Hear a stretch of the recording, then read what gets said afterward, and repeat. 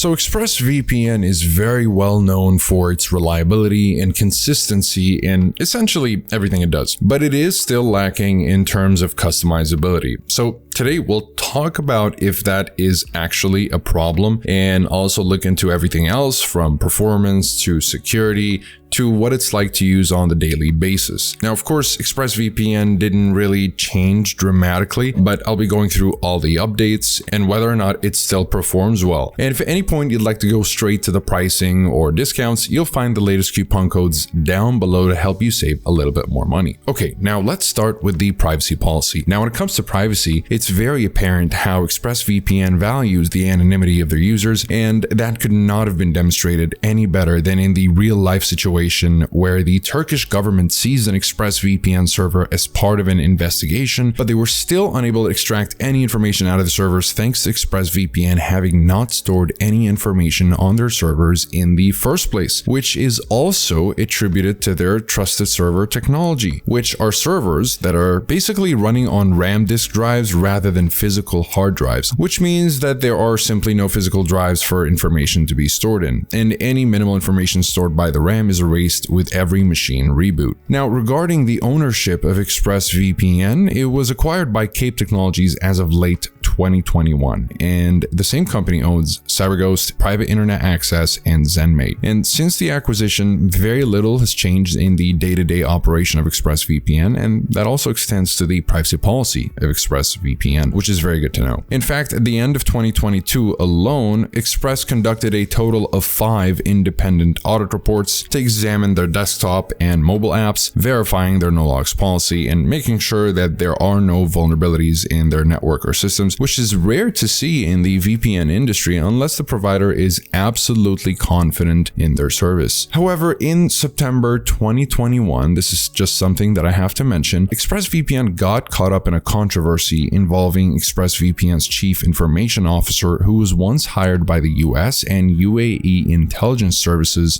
in cyber spy operations. He also worked on the controversial Project Raven, which ExpressVPN has publicly condemned. But besides ExpressVPN's condemnation of Project Raven, Express did explain how Daniel's expertise and ability to understand adversaries helped the ExpressVPN team properly assess risks and prevent threats. And they also mentioned how Daniel's understanding of offense helped ExpressVPN build a better defense. So with the efforts and dedication of ExpressVPN to constantly conduct independent audit reports, I honestly see this as very impressive, and it really shows the unprecedented levels of transparency that ExpressVPN is willing to reach in order to preserve the trust of their users. So overall, it's safe to say that ExpressVPN still holds up with regards to upholding the integrity of their no-logs policy and protecting the privacy of their users. Now, in terms of speed, keep in mind that speed tests will vary depending on various factors like your own connection speed, server load, and the distance between you and the server you're connected to. And if you didn't know, when you connect to a VPN, your speed will naturally drop since you're connecting to a server that's essentially much farther than your ISP servers. So generally speaking, drops in between 10 and 20% are considered to be excellent for a VPN, and anything between 20 to 30 or even 40% I would say is still quite good. Granted, your base speed is fast enough to handle a 40% drop in the first place. And during my tests, I noticed that my speed drops remained within the 10 to 25% range, which is excellent, honestly. So when it comes to speed, ExpressVPN will keep the speed drops to a minimum and as close to your base speed as possible, but I would just recommend that you use the best performing protocol, and that'll be the lightweight UDP protocol for the best results. And for the best performance on Windows, I recommend downloading the lightweight optimized version of ExpressVPN if you want maximum speed and low latency. Though keep in mind that this version of ExpressVPN doesn't have a speed tester, which I don't necessarily mind because I really like how fast it is to connect to servers using this version of ExpressVPN, speeding the time it takes to connect from around 5 seconds to just a second. So I definitely prefer using the lightweight optimized version over the regular version. So with regards to speed, Express does very well. And if you're on Mac, don't worry, it's still very quick. Just make sure you're using the lightweight UDP protocol and you'll have very fast speeds. So with regards to speed, ExpressVPN overall does very well. Just keep one thing in mind, which is the closer the VPN server is to your physical location, the faster the speed. Though with the quality of the servers of ExpressVPN, even even those that are much farther away will still give you very impressive speeds. Now, for streaming, ExpressVPN is simply excellent. The level of consistency when it comes to accessing streaming services and just accessing foreign content in general is very high. Express can access many streaming services including HBO, Hulu, Amazon Prime, and many Netflix libraries and much more. And as far as torrenting, Express also fully supports peer-to-peer activity without any restrictions on speed or bandwidth, and that support extends across all servers, though you might want to make note of Express not supporting port forwarding if that's something that you need, but I would imagine that this isn't really something that most people need, and only people that are a little more technical might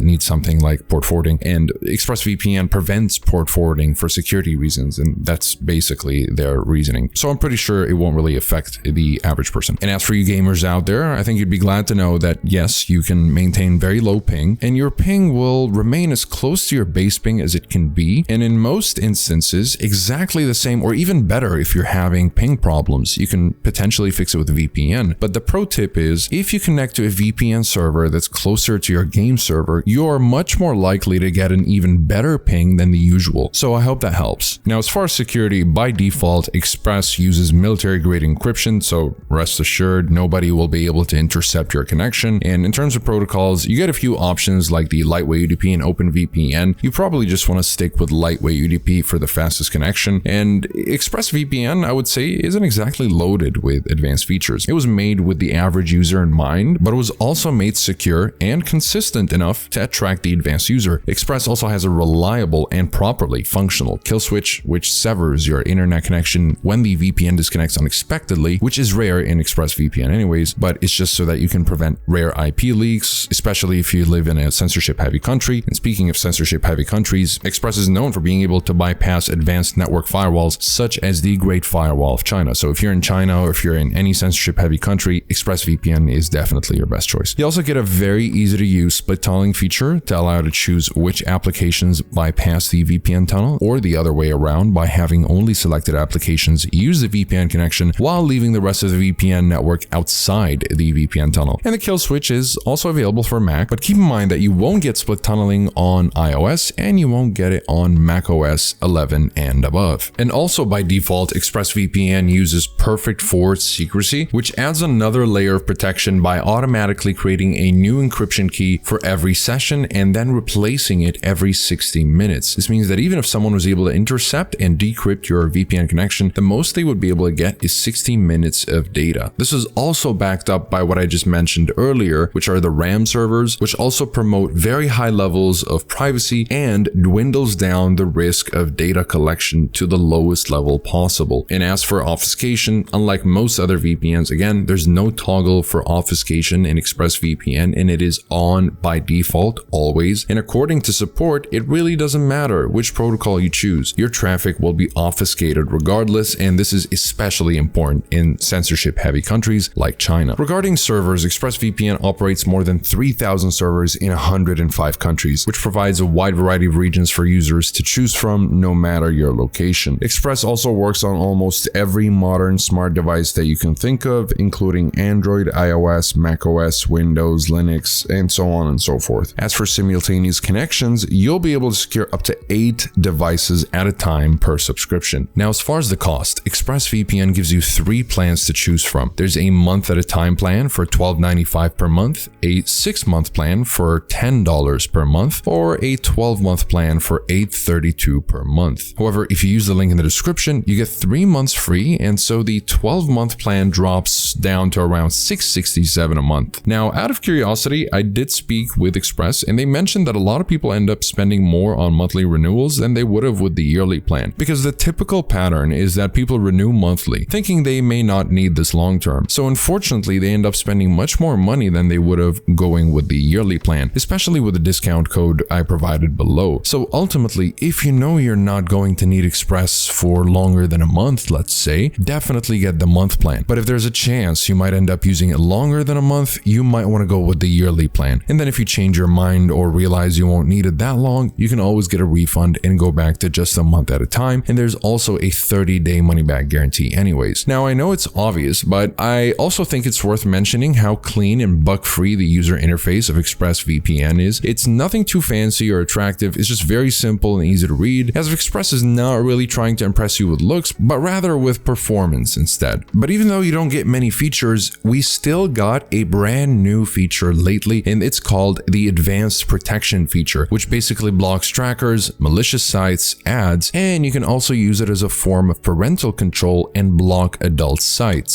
So it's really cool that they added this feature, and I look forward to what they're going to add next. And so to conclude, there's not much to complain about ExpressVPN. I would say if you're looking for more customization, maybe you're an advanced user and you're looking for something that ExpressVPN just simply doesn't have, then you might want to go with something else. But when it comes to ExpressVPN, again, there's not much to complain about. It says every bit is consistent, practical, and easy to use. I suppose my only nitpick, again, would be the lack of customization and that there's still no dark mode available on Windows, and I don't think it's available on Mac either. And the fact that it doesn't have any long-term plans that reduce the price even more besides the yearly plan, like maybe a 2-year plan would be nice. But besides that, if you're looking for the best VPN overall, whether for torrenting, streaming, accessing geo restrictions, or to stay private online, ExpressVPN continues to be the way to go. And so if you're interested in giving ExpressVPN a try, I'll leave an exclusive discount code down below, so feel free to use it and save a little bit more money on your subscription. And so that'll be it for this review. If you enjoyed it or learned something new, consider liking the video and subscribe to stay up to date with everything VPN related. And let me know, what would you like to see in Express that you may be seeing in other VPNs? Is there anything you think Express is missing? And don't hesitate to drop your questions in the comments below as well. Besides that, thank you guys very much for watching and have a wonderful day.